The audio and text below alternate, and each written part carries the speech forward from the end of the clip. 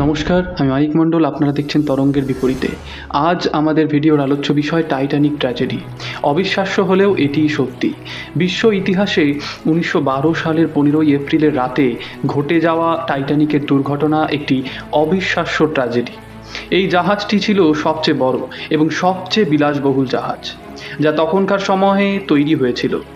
এই ভিডিওতে আমরা টাইটানিকের নির্মাণ, এর যাত্রা এবং পরিণতি নিয়ে বিস্তারিত আলোচনা করব।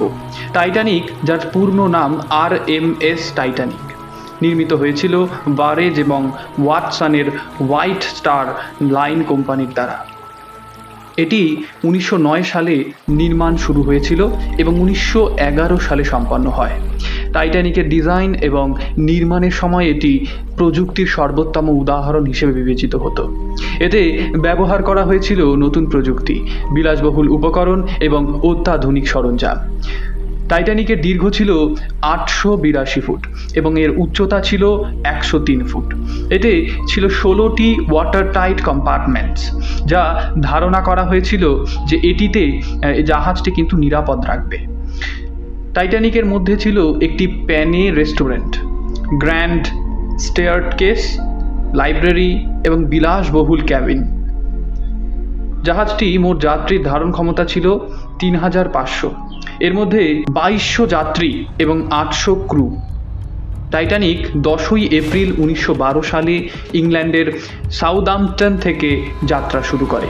এরপর এটি চেলসিও, আইরিশ ল্যান্ডিং, পোর্ট এবং কুইন্সটাউন হয়ে নিউ ইয়র্কের উদ্দেশ্যে রওনা হয়। এই যাত্রা ছিল টাইটানিকের প্রথম এবং শেষ যাত্রা। জাহাজের অভ্যন্তর ছিল অত্যন্ত বিলাসবহুল।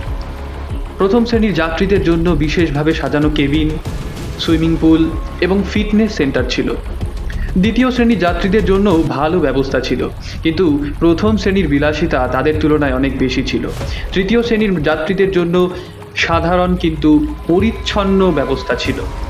যাত্রার সময় জাহাজটি সমুদ্রের শান্ত জলবায়ুতে চলছিল, তবে 14ই এপ্রিল রাতে এটি উত্তরে চলছিল যখন এটি কিছু আইসবার্গের কাছে পৌঁছায়। জাহাজের ক্যাপ্টেন এডওয়ার্ড স্মিথ এবং ক্রু আইসবার্গের সংকেত পেয়েছিল, কিন্তু ধারণা ছিল যে জাহাজটি নিরাপদে এগিয়ে যেতে পারবে। 15ই এপ্রিল রাত 11:40 টাইটানিক একটি আইসবার্গের সঙ্গে ধাক্কা খায়। মুহূর্তের মধ্যে জাহাজটি নড়াচড়া করতে শুরু করে এবং দ্রুত জলে সেটা ডুবতে শুরু করে। ক্রুরা দ্রুত যাত্রীদের সতর্ক করতে শুরু করে, কিন্তু অনেকেই প্রথমে বিশ্বাস করতে চাননি যে তাদের জাহাজটি সত্যিই বিপদের মধ্যে রয়েছে।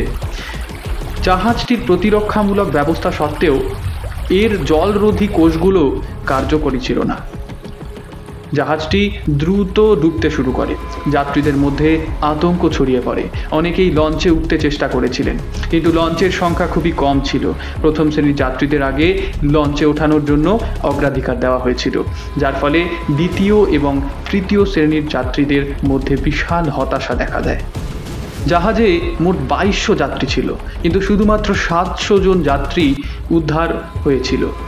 অনেক মানুষ জলে পড়ে গিয়েছিল এবং উদ্ধারকারীদের কাছে পৌঁছাতে পারেনি। সারা রাত ধরে বরফের ঠান্ডা জলে নিখোঁজ যাত্রীদের খোঁজ চলেছিল।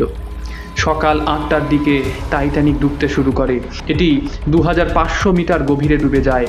এই ট্র্যাজেডির ফলে এক নতুন নিরাপত্তা বিধি তৈরি হয়, যার মধ্যে জাহাজের সুরক্ষা ব্যবস্থা এবং লাইফ বোটের সংখ্যা বাড়ানোর জন্য নির্দেশনা অন্তর্ভুক্ত ছিল।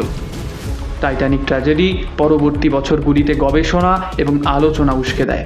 1997 সালে জেমস ক্যামেরনের চলচ্চিত্র টাইটানিক এই ঘটনার উপর ভিত্তি করে নির্মিত হয়, যা বিশ্বব্যাপী জনপ্রিয়তা অর্জন করে।